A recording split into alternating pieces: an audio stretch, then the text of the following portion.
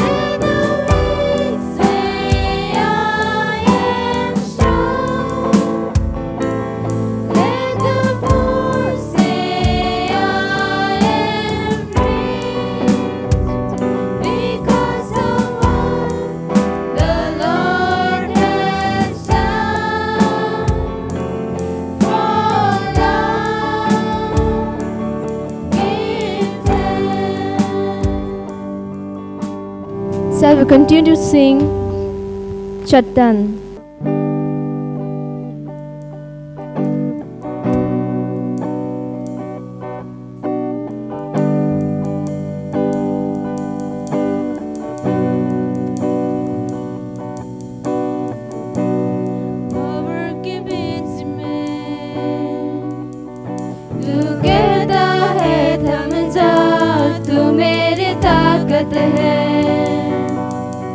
तू ही मेरी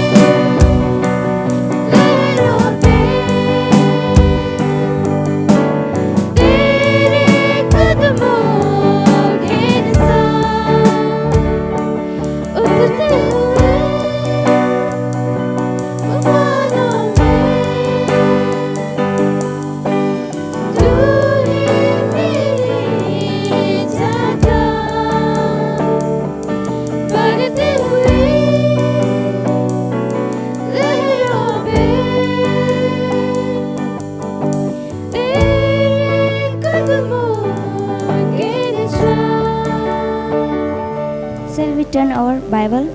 Psalm number 106. Psalm number 106, verses 1 to 3. Praise the Lord, give thanks to the Lord, for he is good, his love endures forever. Who can proclaim the mighty acts of the Lord, or fully declares his praise? Blessed are those who act justly, who always do what is right. Through this scripture, may God bless us. So we continue to sing, I see the kings of glory.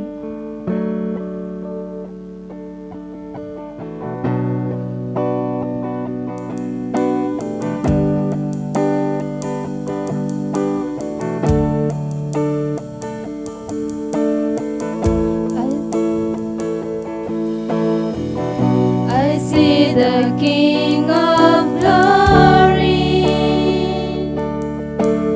coming on the clouds with fire. The whole earth shakes, the whole earth shakes. I see his love and mercy washing over all our sin. The people sing, the people sing. Hosanna, Hosanna, Hosanna in the highest. Hosanna, Hosanna, Hosanna in the highest.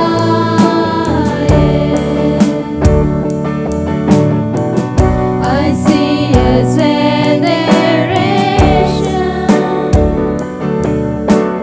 rising up to take their place with selfless faith, with selfless faith. I see a new revival stirring as we pray and sing. Where all our needs, where all our needs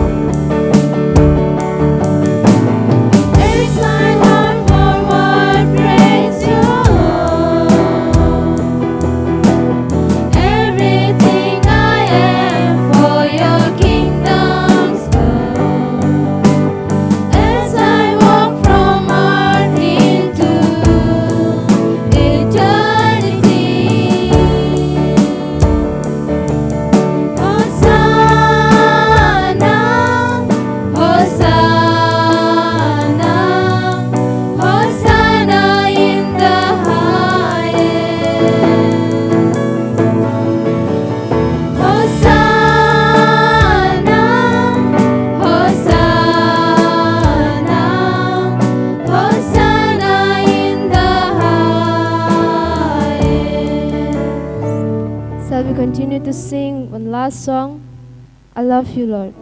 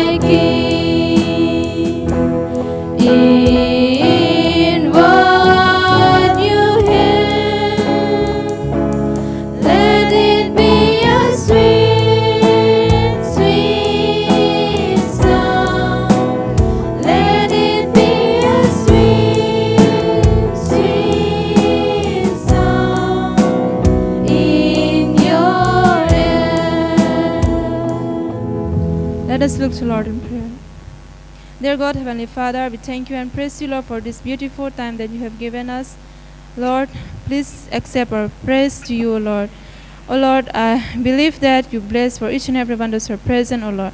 Now, Lord, we are going to listen from your word. O Lord, each and everything I commit into your mighty hand, Lord. We pray in the name of our Lord and Savior, Jesus Christ. Amen. Good morning, church. I greet you all in the name of the Father, Son, and the Holy Spirit. This morning, I want to thank God for this wonderful new bright morning He has given me to see. And I also thank God for this opportunity. In the midst of hardship, difficulties, pain, suffering, illness, He made me unable to stand here to speak His word. Praise the Lord. So, before I start my sermon, I want to pray. Let us close our eyes and pray to God. Father, I thank you, Lord, for this time, O Lord, for this day, O Lord, for this opportunity, O Lord. Thank you so much, O Lord, that you have kept us alive, O Lord. You have given us a new chance, O Lord, to serve you, to worship you, to live according to you, O Lord. Thank you, Jesus, O Master. Especially, O Lord, now I'm praying for today's sermon, O Lord. God, whatever I'm going to speak, O Lord, you speak through me, O Lord. Spirit, you guide me, O Lord. Father, help us to understand, O Lord. Help us to walk as per you, O Lord. Thank you, Jesus, Father. I submit all of us in your hand and I pray in Jesus' precious and holy name. Amen. This morning I want to speak about the love of God from the book of Hosea. The book of Hosea chapter 1 verse 1 represents that the author of this book is Hosea. As you all know that Israelites, they became unfaithful to God. So Hosea's message went something like this: Israelites, you have sinned and you need to stop and you need to turn back to God, because if you don't, God is going to punish you. But if you repent, God will deliver you. He will show His mercy on you and He will restore you. And so the book of Hosea brings some good news and some bad news. But I want to say about the bad news. So let us turn to chapter 4 verse 6. So here God is speaking against Israel. He says, my people have destroyed because of lack of knowledge. Because you have rejected the knowledge, I am going to reject you. And since you have forgotten the law of your God, I am also forget your children. My dear friends, here God is speaking against the Israelites. He is saying that my people people are destroyed because of lack of knowledge. And because of they have rejected me, I am also going to reject them. And because they have forgotten the law of your God, I am also going to forget them. So here, God is talking to His people, the one who brought them out from the Egypt, and now they have rejected them. So here God is saying that I have given you the Old Testament, I have given you the truth, I have given you the stories, I have given you the laws so that you can follow. Not as the rules and regulations, so that you will understand how to maintain the relationship with me. I have given you everything, but still you have rejected me. He said, I have chosen you as my own, but you have ignored me. You have rejected me, so I am also going to reject you. God says, you don't know me, that I am your God, and I am the one who chosen you as my own, and I have written you all the things that tell you about me and my love for you, but still you don't know me. In fact, you don't even want to know me. In chapter 6, verse 4, God brings another charge against Israel. At this point, Israel refused to change. Israel refused to repent. So God said, what should I do with you? What should I do in this Judah? Your love is like a fog in the morning that disappears quickly as in reality. God says, your love for me and your faithfulness for me is like fog in the morning. When you get up in the morning, it is there, but after some time, it's gone. Throughout the Bible, we read again and again that God's love never fails. God's love endures forever and ever. But here, God is looking at His people and saying, though my love is endures forever and ever, and though I am always faithful to you, but still you are not faithful to me. So first God says, you don't know me, and now He said, you don't love me. My dear friends, God loves us. God loved Israel unconditionally. He gave Himself completely to them. But still them, Israelites, they rejected Him. That is why God is saying that you are dedicated to me for some time, and then you went to go away and live. So God, first He said, you don't know me, and now He said, you don't love me. My dear friends, Israel was not loyal with God, and that's the reason in verse 6, God says that, I want your loyalty, not your sacrifice. I want you to know me, not give me lot of things. As I said, God was telling, you don't know me. Dear friends, as I say, God said to Israel, you don't know me, you don't love me. More than our sacrifice, more than our spiritual ritual activities, God wants us to know Him. God wants us to be loyal with Him. You see, God did not come to this world to have religion, and the Bible was not given us to have a religion. The Bible was given us to have a relationship. Yes, the relationship. The relationship with the one who has created us. The relationship with the one who has made us. The relationship with the one who has given His Son just for you and me. So Christianity is not religion. Christianity is a relationship. The right relationship between God and people. The Bible is not about a bunch of rules to follow, but it's about how do we have a relationship. How do we have a relationship with my Heavenly Father who loves me so much? In chapter 13, God reminds them when He brought them out from the Egypt, how He helped them. Not only God delivered them from Egypt, but also God fed them when they were hungry and when they were thirsty and do not know where to find water. God provided for them water. God gave everything that they wanted, and when they get everything and when they satisfied, they started to forget God. They leave God and they follow different gods. But here we can see that still God says, Even with all your sins, I still love you. And I want to take care of you. And I want you to back. Gomer, she became unfaithful to him. And she started to love someone else. And it was very painful for Hosea to hear about his wife and what happens when he was away from home. And finally one day Gomer will say, I want to say some to my numbers and I want to leave you. Just think, a minister's wife acts like a prostitute. And you just imagine how betrayed Hosea felt after knowing that the wife he loved so much, the wife who had to be faithful to him till his death, is sleeping around with different men. Though Hosea was a prophet, but still he was a human like you and me. So think about the plan of Hosea. It was terrible experience, but God used it as his own relationship with Israel. You see, when God brought them out from the Egypt during that time, God made a covenant relationship with Israel. God said, I will take care of you. And Israel promised that we will follow you. And their promise and their word to God is similar to this one. And they have to be faithful for forever. What happens? People of Israel, they fail to keep their promises. They fail to keep their words. When they enter into the coast, when they enter into Canaan, the land which was filled with lots of other gods.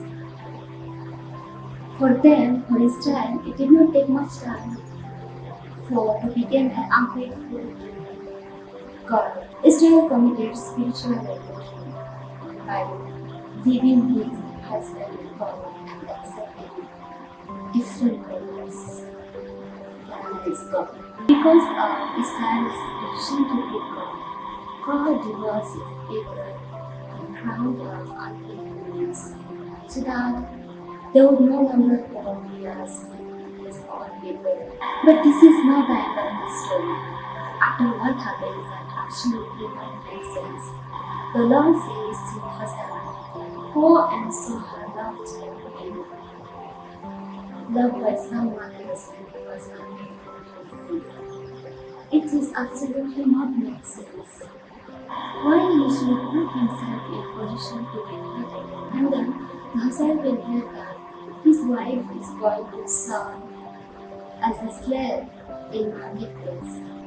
He will go there and he will offer 15 pieces of silver coin and then 10 verses of beryl. And Hosea is one of them. In spite of everything she had done to hurt him, still Hosea was saying, I will love you.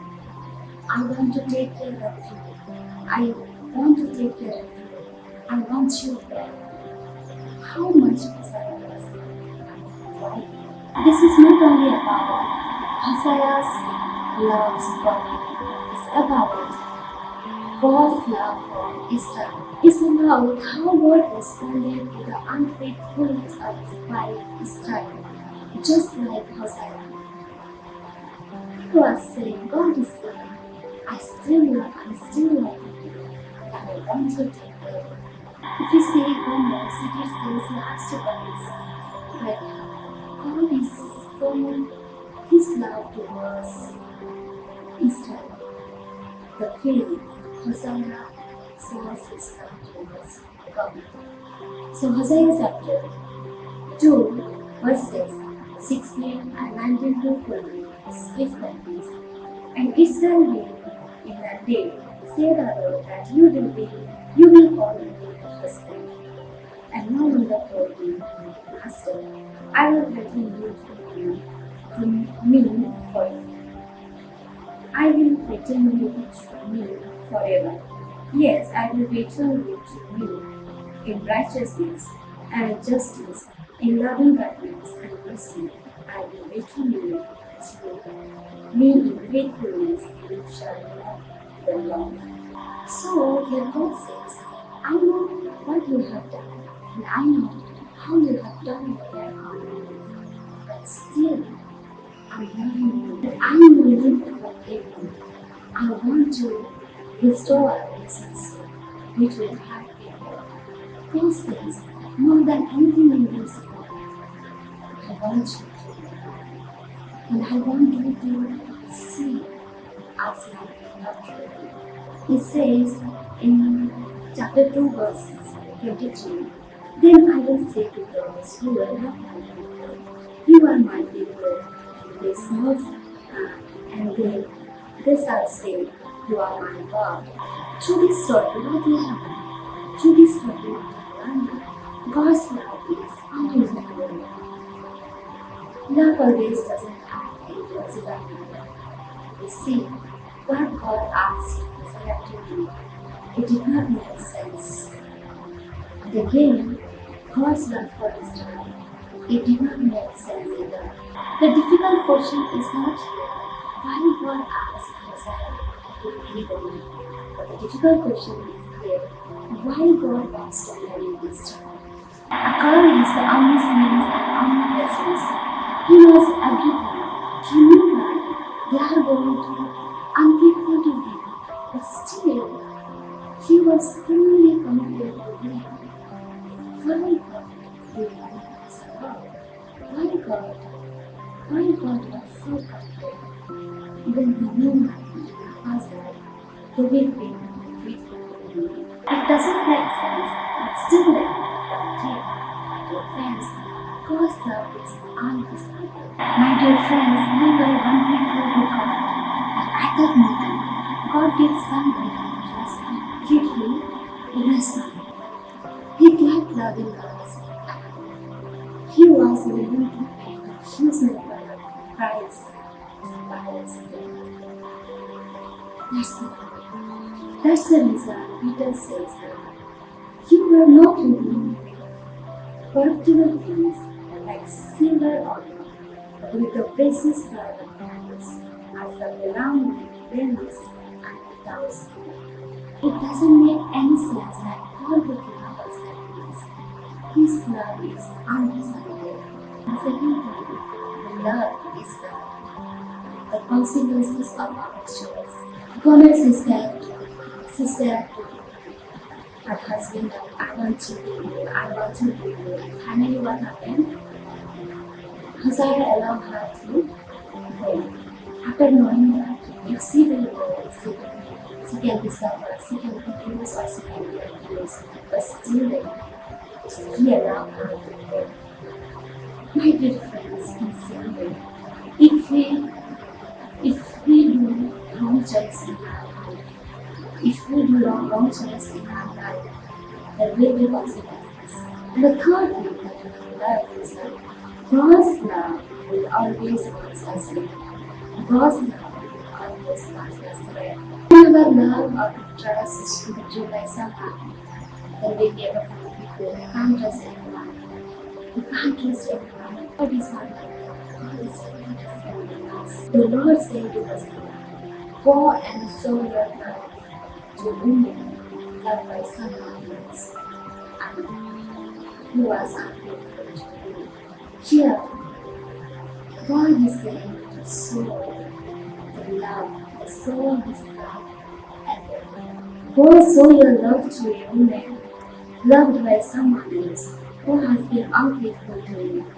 In the same way, my dear friends, God loves His child, even though they was unfaithful. God forgives, He gives a chance because of His nature. He is the God who loves. He is the God who forgives our sin. So God says, I know what you have done, how you have done, but still I want you to go back.